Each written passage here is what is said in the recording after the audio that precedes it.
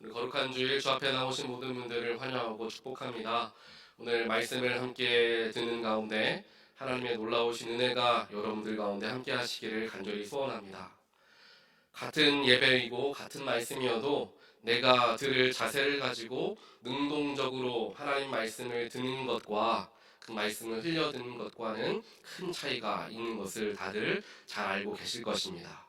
우리 잠깐 한 20분 정도 마음을 중심을 잘 잡으시고 하나님 말씀을 놓치지 않으시면서 잘 듣는 가운데 하나님께서 오늘 나에게 허락하여 주신 뜻이 무엇일까? 나에게 하시고자 하는 말씀이 무엇일까? 한번 귀 기울여 들어보시기를 간절히 원합니다. 2023년 2월이 들어오면서 우리가 말씀을 나누고 있는데요. 첫 번째 주에는 나를 향한 주님의 마음에 대해서 삭개오 이야기를 통해 생각해보는 시간을 가졌습니다. 그리고 오늘은 반대로 주님을 향한 나의 마음. 첫 주에는 나를 향한 주님의 마음이죠. 이번에는 주님을 향한 나의 마음은 어떠해야 하는지에 대하여서 우리 탕자의 비유를 통해서 깊이 있게 생각해보는 시간을 갖기를 원합니다. 우리 모든 그리스도인들은 예수님을 구세주로 믿고 예수를 닮아가겠다라는 삶을 다짐하고 예수 영접의 순간을 다들 경험하셨습니다. 이 영접의 순간을 통하여서 우리는 사망에서 생명으로 옮겨지게 되었죠. 천국의 열쇠를 받은 자로서의 삶을 지금부터 우리는 살아가는 큰 은혜를 경험하게 되었습니다. 이 모든 영접의 과정들을 살펴보면 영적인 그리고 신학적인 단계가 존재하는 것을 볼 수가 있습니다. 먼저 나를 향한 끝이 없는 사랑하심의 은혜, 즉 나를 향한 하나님의 사랑을 깨닫는 단계가 우리에게 찾아옵니다. 교회에 나와서 예수에 대하여 그리고 하나님에 대하여 알아가는 과정 속에서 내가 어머니의 태에 존재하기 이전부터 하나님은 나를 계획하셨고 나를 이 땅 가운데 창조하셨음을 깨닫게 되는 순간이 찾아옵니다. 다시 말하자면 나의 아버지가 되시는 하나님께서 나 같은 사람을 얼마나 사랑하시는지 하나님의 사랑을 깨닫는 단계, 그 단계가 바로 첫 번째 단계입니다. 그렇다면 무엇으로 나를 향한 하나님의 사랑을 우리가 깨닫게 됩니까? 바로 예수 그리스도를 통하여죠. 십자가의 희생, 나를 위해 흘리신 피와 그 눈물을 묵상하면서 하나님께서 나를 참 사랑하시는구나 라는 것을 가슴 깊이 우리가 깨닫게 됩니다. 그렇기 때문에 그리스도인들에게 주어지는 첫 번째 하나님의 은혜는 바로 나를 무한하게 사랑하시는 하나님을 만나는 은혜가 된다라는 것입니다. 그 다음으로 이어지는 단계는 나를 이렇게까지 사랑하시는 하나님, 그리고 예수님을 보면서 나는 그렇다면 어떠한 마음으로 하나님을 그리고 예수님을 바라보아야 하는가? 즉 하나님의 사랑에 대한 나의 반응으로 연결되어진 단계를 우리는 경험하게 됩니다. 다시 말하자면 나를 하나님께서 이렇게 사랑하시는데 나는 그 사랑, 그 은혜를 어떻게 갚아야 하나라는 마음이 들기 시작하는 단계라는 것이죠. 오늘 말씀을 통하여서 살펴보려는 단계가 부분이 바로 이러한 영적인 단계입니다. 나를 무한하게 사랑하시는 하나님의 사랑에 대한 나의 반응은 어떠해야 하나를 생각해 보는 것입니다. 오늘 본문에 함께 읽었던 탕자의 비유 말씀은 우리가 수십 번, 아니 수백 번도 더 들어보고 접해보았던 비유의 말씀입니다. 간단하게 내용을 정리하자면 아들 둘을 둔 아버지에게 둘째 아들이 찾아와서 이야기합니다. 아버지의 재산 중에 장차 나에게 물려주게 될 부분을 지금 먼저 당겨서 주십시오. 내가 그 돈을 가지고 좀 자립해 보겠습니다. 라는 이야기죠. 제3자가 바라보았을 때 이 요구는 굉장히 무례한 요구입니다. 아버지께서 아직 건강하게 살아가고 계신데 재산을 미리 분배해 달라라는 요청이기 때문입니다. 보통 이 당시에 아버지의 재산은 지금도 마찬가지겠지만요. 죽음이 임박해서야 자식들에게 분배하게 되어 있었던 시대였습니다. 그 당시에는 더욱더 그런 시대였죠. 그런데 그 재산 분배를 먼저 지금 해달라라는 것은 마치 아버지는 살 만큼 사셨고 이제 돌아가실 일만 남았으니 지금 재산 분배합시다. 굉장히 아버지 마음에 대못을 박는 요구였습니다. 그런데 아버지는 이 둘째 아들의 말도 안 되는 요구를 듣고 그의 요구를 또 순순하게 들어주십니다.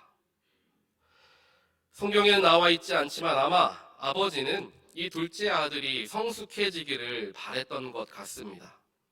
물론 그를 위하여서 재산의 3분의 1을 소비해야 하는 일이었습니다. 왜냐하면 당시에는 장자에게 2명 몫의 재산 분배가 이루어졌기 때문에 장자에게 3분의 2의 재산이 가고 차남에게 3분의 1의 재산이 분배가 되어지던 때였습니다.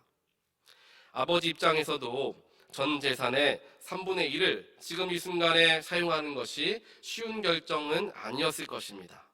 하지만 그렇게 해서라도 이 철없는 둘째 아들이 성숙해지기를 바랬던 아버지는 그의 요청을 들어주었던 것입니다. 사랑하는 성도 여러분, 우리 아버지가 되시는 하나님의 마음이 바로 이와 같습니다. 때로는 우리가 바라는 대로, 때로는 우리가 하고 싶어 하는 대로 놔두시는 경우가 있으십니다. 그러한 경우에는 대부분 그 일로 하여금 우리가 깨닫게 되기를 바라시는 경우가 많으십니다. 때때로 우리의 영적인 성숙을 위하여서 어려운 문제 혹은 환난을 우리에게 직접적으로 허락해 주시는 경우도 있습니다. 하지만 그 모든 것은 하나님께서 나를 사랑하시기 때문에 하나님의 자녀가 올바른 길로 가게 하기 위해서 다시 한번 말하면 사랑이 바탕이 된 시험이 된다라는 사실을 우리는 반드시 기억해야 합니다. 이것을 기억해야 어려운 상황 속에서도 환난 중에서도 하나님은 여전히 나를 사랑하신다라는 것을 우리가 놓치지 않게 됩니다. 우리가 쉽게 실수하는 부분이 바로 이와 같죠. 어려움이 찾아왔을 때 하나님은 도대체 어디에 계십니까? 나의 이 어려움, 나의 이 문제 해결해 주시지 않으시고 하나님은 어디에 계십니까? 라고 하나님을 원망할 때가 분명히 있습니다. 하지만 하나님께서는 그 어려움과 그 환난을 통하여서 우리로 하여금 깨닫게 하시길 원하시는 것이 분명히 있으시고 또 그 문제를 통하여서 하나님은 선하심을 이루시기를 원하시기에 때로는 우리를 가만히 내버려 두실 때도 있다라는 사실이죠. 하지만 그럼에도 불구하고 나를 향한, 여러분을 향한, 우리를 향한 하나님의 사랑은 변함이 없으시다라는 것은 반드시 우리가 잊지 말아야 합니다. 그것이 바로 우리 아버지의 사랑인 것이죠. 이렇게 자신이 원하는 아버지의 재산을 물려받은 탕자는 자신이 원하는 곳에 돈을 마구 사용하기 시작했습니다. 처음에는 돈이 많으니까 친구도 많았고 할 일도 많았습니다. 하지만 시간이 얼마 흐르지 않았지만 벌써 그 많았던 돈을 다 탕진하고 말았습니다. 오늘 성경을 보니까 가진 돈을 다 탕진하고 먹고 살 돈조차 없어서 돼지를 치는 일을 하게 되었다. 성경은 기록하고 있습니다. 그리고 그 와중에도 먹을 것이 없어서 돼지에게 주는 쥐염 열매를 훔쳐먹는 그렇게 하루하루를 의미 없이 살아가는 삶을 탕자가 경험하게 됩니다. 오늘 우리가 함께 읽지는 않았지만 말씀의 14절 말씀을 보면 누가복음 15장 14절을 보면 그가 궁핍하게 되었다. 그는 아주 궁핍하게 되었다. 라고 표현하고 있습니다.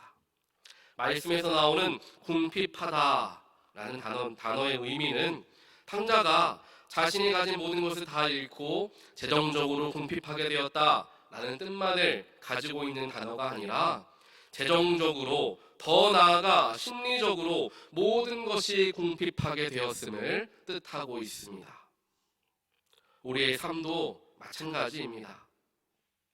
아무리 우리가 많은 것을 이루어 놓았다 하여도 아무리 우리가 많은 것을 누리고 살아가고 있다 하여도 마음 한켠에 궁핍함을 경험하는 사람들이 현대 사회에는 너무나 많이 존재합니다.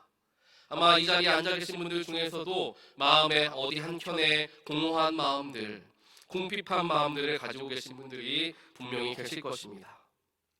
물론 지금 이 시대에 먹을 것이 없어서 궁핍하게 되었다라고 표현하는 사람은 거의 없을 것입니다. 먹을 것도 있고 지낼 곳도 있으며 입을 옷도 있지만 다른 부분 속에서의 궁핍함을 견디지 못하고 스스로 목숨을 끊는 안타까운 일들이 비일비재한 시대를 우리는 살아가고 있습니다. 이 시대를 살아가는 우리 모두도 여기에서 자유할 수는 없습니다. 마음의 궁핍함을 경험하고 영혼의 궁핍함을 경험하는 때가 분명히 우리에게는 찾아오게 되어 있습니다. 하나님을 모르는 사람들은 이러한 일이 찾아왔을 때 이 궁핍함을 어찌할 바를 몰라 스스로 목숨을 끊을 수는 있겠지만 우리 하나님의 사람들은 이러한 때에 무엇을 해야 하는가 분명히 알고 있습니다. 궁핍함을 경험하는 때 그 궁핍함의 원인을 찾지 못하여 답답해하고 있을 그때에 성령께서 우리 마음속에 외치십니다. 어서 돌아와라. 사랑의 하나님 품에 어서 돌아와라. 이제 그만 방황하고 나에게 돌아와라. 사랑하는 내 딸아, 사랑하는 내 아들아. 내가 매일 아침 언제 네가 돌아올까? 네가 떠난 그 길만 바라보고 있단다. 사랑하는 아들아, 사랑하는 딸아, 이제 돌아오라. 하나님의 간절한 음성을 듣게 되는 저와 여러분 되시기를 주님의 이름으로 간절히 축원드립니다. 아무리 믿음이 좋았던 과거의 모습이 있었다 하여도 모든 그리스도인들은 영적인 침체를 경험할 수 있습니다. 믿음이 굳건할 때가 있고 그 믿음이 연약해질 때가 있습니다. 이 두 모습을 우리가 언제든지 가질 수 있다는 것을 우리 스스로 잘 파악하고 준비하고 있어야 합니다. 나는 언제든지 하나님으로부터 멀어질 수도 있는 그런 연약한 사람이기 때문에 더욱 마음을 다스리고 생각을 다스리자 스스로 다짐해야 할 것입니다. 제가 얼마 전 재미있는 책 한 권을 구입해서 읽고 있습니다. 그림들, 제목이요. 그림들이라는 책인데요. 선 도슨트라는 미술관 큐레이터가 쓴 책입니다. 특별하게 그림들을 소개하는데 소개되어지는 그림들이 다 모마라고 하죠. 맨해튼에 위치하고 있는 뮤지엄 오브 모던 아트죠. 그 큰 미술관에 소장되어져 있는 그림들을 하나씩 소개하는 책이 바로 이 그림들이란 책입니다. 제가 예전에 동부에 있을 때, 뉴욕 쪽에 있을 때 이곳에 한 대여섯 번 정도 방문했던 적이 있었던 것 같은데 그림들의 의미는 모르고 이 그림이 그 그림이야 라고 하면서 그냥 쓱쓱 넘어갔던 그 생각을 하게 되면서 이 책을 한번 내가 잘 읽어보면서 다시 그곳에 가게 되면 그림을 잘 한번 봐야 되겠다라는 마음을 갖게 됐습니다. 그런데 이번에 이 책을 읽다 보니까 각 그림마다 굉장히 많은 스토리들과 많은 의미들이 담겨져 있는 것을 발견할 수가 있었습니다. 그 그림 중에 제 관심을 끌었던 그림은 빈센트 반 고흐의 별이 빛나는 밤. 이건 한국 사람들이 다들 좋아하는 그림이죠. 이 화면에 나오는 이 그림입니다. 고흐의 대표작 중에 하나로 꼽히는 이 별이 빛나는 밤은 고흐가 원래는 폴 고갱하고 같이 살고 있었어요. 그런데 그와 다투게 되죠. 그리고 이 반 고흐가 굉장히 큰 정신질환에 시달리는 바람에 고갱과 싸우고 나서 그 분을 스스로 다스리지 못하고 자신의 귀를 자르게 되죠. 그 스토리를 다들 아마 아실 것입니다. 그 귀를 자른 사건 이후로 고갱이 화가 나서 그 집을 떠나요. 그래서 상처를 받은 이 고흐가 내가 더 이상 이대로 살 수 없겠구나 라고 생각하고 스스로 제 발로 생레미라는 곳에 있는 요양병원에 스스로 들어가게 됩니다. 그 요양병원에서 내가 다시금 재기해야 되겠다라고 하며 재활 치료를 받는 과정 속에서 그렸던 그림이 바로 이 별이 빛나는 밤 1889년작이죠. 그림을 보면 알 수 있는 것처럼 소용돌이 치는 형상에 세어보면 11개의 별들이 그려져 있습니다. 그리고 이 왼쪽에는 불에 타는 듯한 사이프러스 나무가 그려져 있고요. 그와 대조적으로 오른쪽에 보면은 굉장히 평화로워 보이는 마을, 그리고 그 마을 뒤편을 감싸고 있는 저게 올리브 나무라고 해요. 올리브 나무들이 잘 그려져 있습니다. 고흐는 이 그림을 그릴 당시에 지독한 정신병에 시달리고 있었습니다. 이 정신병으로 인해서 아까 말씀드렸던 것 같이 고갱과의 관계도 멀어지게 되었죠. 그 일로 인하여서 고흐는 심각한 우울증까지 경험합니다. 그래서 그러한 치료, 재활 치료를 이 요양병원에서 받으면서 조금씩 나아지는 자신을 바라보며 다시금 작품 활동을 시작하게 되고, 그렇게 첫 번째 재활을 마무리하며 그린 그림이 바로 이 온 세계가 사랑하는 그림, 별이 빛나는 밤이라는 것이죠. 많은 사람들이 이 그림을 여러 가지 의미로서 해석해 봅니다. 소용돌이에 치는 별들은 고흐가 정신병으로 시달리고 있었기 때문에 별들이 마치 저렇게 돌아가는 것처럼 눈에 보였을 것이다, 정신과 의사들은 이야기를 합니다. 그리고 11개의 별들이 그려져 있는 이유는 고흐가 이 성경에 나오는 요셉의 꿈을 떠올리면서 11개의 별을 그렸다라고 이야기를 하죠. 저도 이번에 알게 된 사실인데요, 원래 이 고흐가 목회자의 길을 가려고 했던 사람이었다라고 합니다. 그러다가 어떠한 사건이 있어가지고 그 목회자의 길을 가지 못하게 되고 이제 화가의 삶을 살게 되었던 거죠. 그렇기 때문에 성경에 대한 지식이 많았던 것을 알 수 있고요. 그렇기 때문에 11개의 별이 바로 이 요셉의 꿈에서 나왔던 11개의 별과 같은 의미다라고 의미가 해석되어지는 것입니다. 그리고 조금 더 중요한 것이 이 캔버스의 거의 정중앙 같지만 약간 왼편에 치우쳐져 있는 불이 타는 것과 같은 사이프레스 나무와 이제 올리브 나무입니다. 사이프레스 나무가 우리 주변에도 굉장히 많이 심겨져 있죠. 주로 어디에 많이 심겨져 있느냐 하면은 이 공동묘지 지역에 많이 심겨져 있습니다. 나무 자체가 높이 자라는 나무이기 때문에 공동묘지의 경계 역할을 해주는 것이죠. 그리고 공동묘지 안쪽에 음침한 모습을 가리워주는 역할도 했기 때문에 묘지 근처에 많이 심겨져 있다라고 합니다. 그렇기 때문에 이 사이프레스 나무는 죽음을 의미합니다. 반대로 그와 대조적으로 올리브 나무, 반대편에 나와 있는 올리브 나무는 성경에서 이야기하는 것과 같이 하나님께서 세상을 물로 심판하신 후에 방주에 있던 노아가 이제 비둘기를 날려보냈지 않습니까?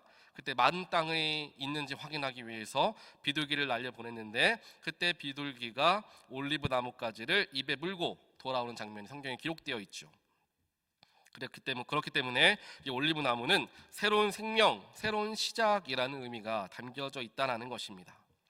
결국 고흐는 이 그림을 통하여서 죽음과 생명은 정말 이 한 페이지 캔버스 안에 동시에 존재함을 표현하고 싶었던 것 같습니다. 작가에게 있어서 캔버스라 함은 인생이다 라고 우리가 생각할 수 있는데요, 결국 우리네 인생 안에 죽음과 생명은 항상 함께 존재한다 라는 것입니다.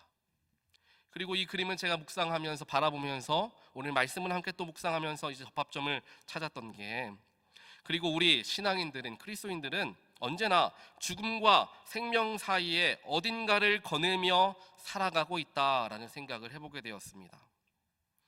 영적으로 이것을 보았을 때 죽음은 세상적인 것들이 되겠죠. 생명은 하나님이 될 것입니다. 결국 우리 인생에서 어떤 때에는 죽음에 가까운 삶을 우리가 거닐 때가 있고, 또 어떤 때에는 생명에 가까운, 즉 하나님에게 가까운 삶을 살아갈 때가 있는데, 중요한 것은 오늘의 나는, 지금의 나는 어디 쪽에 서 있는가, 그것을 잘 살필 수 있어야 한다는 것입니다. 이것을 아는 자와 모르는 자의 차이는 너무나 크게 나타납니다.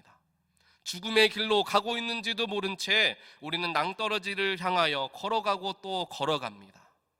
하지만 우리가 조금만 발걸음을 뒤로 옮겨서 우리의 삶을 더 크게, 더 넓게 바라보기 시작하면 지금 내가 어디로 가고 있는가를 분명하게 발견하게 된다는 것이죠.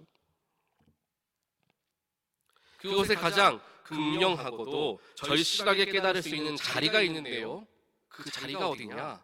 바로 고통의 자리, 환난의 자리, 오늘 성경에서 표현하는 궁핍한 때라는 것을 우리는 깨달을 수 있습니다. 궁핍한 때에, 마음에 어려움이 있는 때에, 삶에 문제가 있는 때에 우리는 어디를 바라봅니까? 하나님을 바라봅니다. 하나님을 바라보니까 내가 하나님과 이렇게 멀리 떨어져 있었구나, 그제서야 깨닫고 하나님 죄송합니다, 하나님께 엎드리는 것이죠. 어려움이 찾아오고 문제가 찾아올 때 그때 우리는 하나님을 찾게 되어 있다는 사실입니다. 하나님을 찾는 자리, 그렇기 때문에 우리 그리스도인들에게 어려움과 고통과 환난은 굉장히 이중적인 의미를 담고 있습니다. 고통의 자리, 어려움의 자리, 피로하고 싶은 자리이지만 오히려 그 고통의 순간으로 말미암아 영적으로 더욱더 깊어지는 때를 경험하기 때문에 고통이라는 것이 우리에게 꼭 피해야 할 만한 것이 아니라 우리가 어떨 때에는 우리에게 유익이 되는 때라는 것을 그리스도인들은 경험한다는 사실이죠. 탕자에게 이러한 어려움, 환난, 고통이 찾아오지 않고 아버지 품 안에서 그냥 아버지가 주는 대로 먹고만 살았다고 한다면 탕자는 결코 크게 성장할 수 없었을 것입니다. 어려움을 경험해보고 밑바닥을 기어보고 돼지 열매 주업 열매까지 주워 먹고 그러다 보니 내 인생이 왜 이런가 아버지를 바라보기 시작한다는 것이죠. 사랑하는 온도열교회 모든 성도 여러분, 세상의 모든 식물들은 한 방향으로 향하여 자라나게 되어 있습니다. 그 방향은 어디입니까? 바로 태양이죠. 저 역시 식물을 키우다 보면 식물들이 꼭 창문 쪽을 향하여서 기울어지며 자라나는 것을 보게 됩니다. 그래서 이따금씩 식물들을 반대 방향으로 돌려놓는 일들을 우리는 하곤 하죠. 우리 사람들도 마찬가지입니다. 우리는 늘 하나님을 향해 있어야 합니다. 하나님을 바라보는 삶을 살아가야 현재 나의 상태가 어떤지, 내 위치는 어떠한지, 내가 옳은 길을 가고 있는지를 그때서야 살펴볼 수 있습니다. 이것은 마치 나침반이 없던 시절 바다의 선원들이 흑암과 같은 바다를 건널 때에 북극성을 쫓아 방향을 잡으며 나아갔던 것과 마찬가지입니다. 북극성이 보이지 않는다면 그들은 어디로 가는지도 모른 채 그 망망대해를 헤맬 수밖에 없을 것입니다. 그리고 아마 헤매는 줄도 모르고 갈 것입니다. 우리가 만약에 눈을 감고 널따란 운동장을 직진으로 걸어간다고 생각하고 걸어가다가 눈을 떠보면 항상 심장 쪽으로 오른편으로 기울어서 우리가 걸어가게 된다는 것이 과학적으로 증명이 되기도 했죠. 하나님을 바라보는 것이 이렇게 우리에게 중요합니다. 오늘 말씀의 탕자 역시 자신이 궁핍하게 되었을 때 그제서야 비로소 자신의 아버지를 생각하게 되었습니다. 17절을 보니까 이렇게 기록합니다. 내 아버지의 그 많은 품꾼들에게는 먹을 것이 남아도는데 나는 여기서 굶어 죽는구나. 그제서야 그는 제 정신이 들었다. 무슨 말입니까? 그때까지 그는 제정신이 아니었던 거예요. 정신이 올바르게 박혀있지가 않았던 것입니다. 힘들고 어려운 일이 다가오니까 제정신으로 돌아왔더라. 제정신으로 돌아온 것이 어떻게 증명이 되었습니까? 아버지를 떠올리는 것. 아버지 안에 평안이 있었지, 아버지 안에 따스함이 있었지, 그것을 깨닫고 돌아가는 게 제 정신이다라는 것입니다. 만약에 우리가 하나님을 바라보지 못한 채 세상만을 쫓아 살아간다면 우리 모두는 다 제정신이 아닌 채 살아가는 거예요. 하나님께 우리의 마음을 드리고 하나님을 향하여 생각하며 살아가는 것이 올바른 생각, 제 정신이다. 성경은 분명하게 오늘 우리에게 이야기합니다. 그렇게 탕자는 아버지를 생각하고 아버지를 바라봅니다. 그리고 정말 아버지를 향해 돌아가게 됩니다. 사랑하는 성도 여러분, 궁핍함과 어려움이 내 영혼을 오히려 깨우게 되는 경우가 많이 있습니다. 하나님을 등지고 살아왔던 내 삶에 깨우침을 주면서 하나님을 향하게 하는 것이죠. 그리고 아버지께 돌아가는 생명 안으로 회귀하게 되는 놀라운 경험을 우리는 하게 됩니다. 그리고 그 생명으로 회귀하게 되는 일이 바로 우리가 이야기하는 회개가 되는 것이죠. 회개라는 것은 어떻게 합니까? 죄를 지은 사람이 예수 앞에 나와 죄를 고백해야지 시작되는 것이 바로 회개입니다. 또 그것만으로 끝나서도 안 되고 죄를 용서받은 사람이 그렇게 죄 용서받은 사람과 같이 그러한 마음과 행동으로서의 변화가 함께 따라와야지 그게 진정한 회개다라고 우리는 알고 있습니다. 그래야 그 죄를 다시 반복하지 않게 되는 것이죠. 우리가 함께 읽진 않았지만 오늘 말씀을 또 보게 되면요, 이렇게 표현합니다. 7절에 보면 이렇게 표현하는데요, 이에 스스로가 17절에 이에 스스로가 돌이켜 이르되, 이에 스스로 돌이켜 이르되라고 이야기하는 장면이 기록되어 있습니다. 즉 자신의 죄를 회개하는 모습이 나오죠. 당연히 할 수 있는 이야기지만 자신의 죄의 죄됨이나 부족함으로 말미암아 생겨난 문제들을 해결하는 첫 걸음은 회개가 되는 것입니다. 그렇게 회개한 탕자는 아버지께 돌아가서 전혀 다른 모습을 보이기 시작합니다. 19절에 나오고 있죠.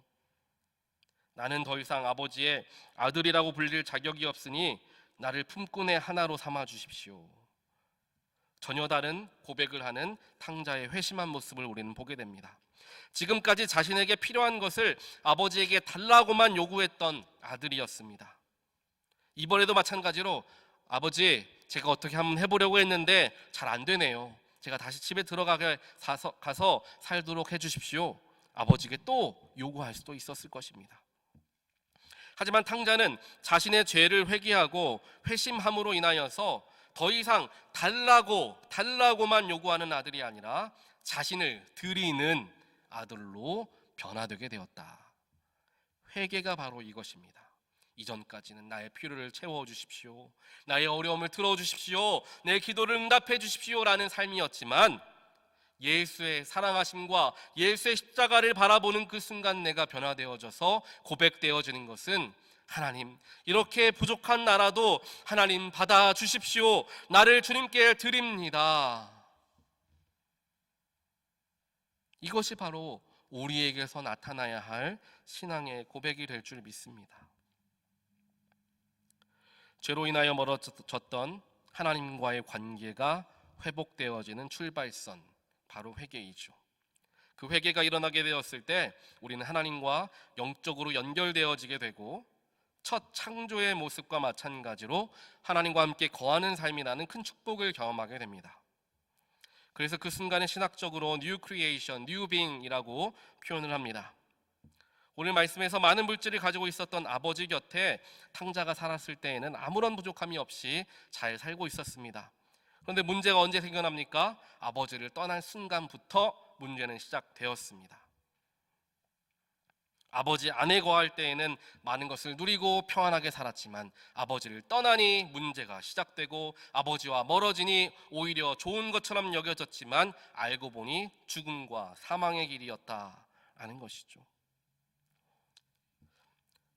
세상을 창조하실 때 하나님은 인간과 관계를 맺으며 살아오셨습니다. 이름을 부르시고 문제를 해결해 주시며 함께 거하는 것이 하나님께서 가장 기뻐하는 일이었습니다. 하지만 인간에게 죄가 들어오기 시작하면서 하나님과 인간의 관계가 멀어지게 되었죠. 관계가 깨어지는 것입니다. 관계가 깨어지니 생명의 호흡이 끊어지게 되었습니다. 하나님과 우리 사이에 가장 중요한 이 관계를 우리가 마음에 담아야 할 것입니다. 예전에 한번 제가 언급한 적이 있는데 독일의 신학자 마틴 부버가 쓴 이히운투두라는 책이 있는데 나와 너라는 책입니다. 그 책을 보면은 사람은 누구나 관계를 형성하고 살아간다는 거죠. 그 관계 속에서 가능한 것이 바로 인간의 실존적 모습이다라고 이야기합니다. 이 두 가지 기본적인 관계 중 하나는 나와 너의 관계이고요, 다른 하나는 나와 그것의 관계입니다. 나와 너의 관계는 인격적인 관계이고 나와 그것의 관계는 비인격적인 관계이죠. 원래 인간은 하나님과 나 그리고 자연, 이 세 가지가 함께 나와 너의 관계로서 하나님께서는 이 세상을 창조해 주셨습니다.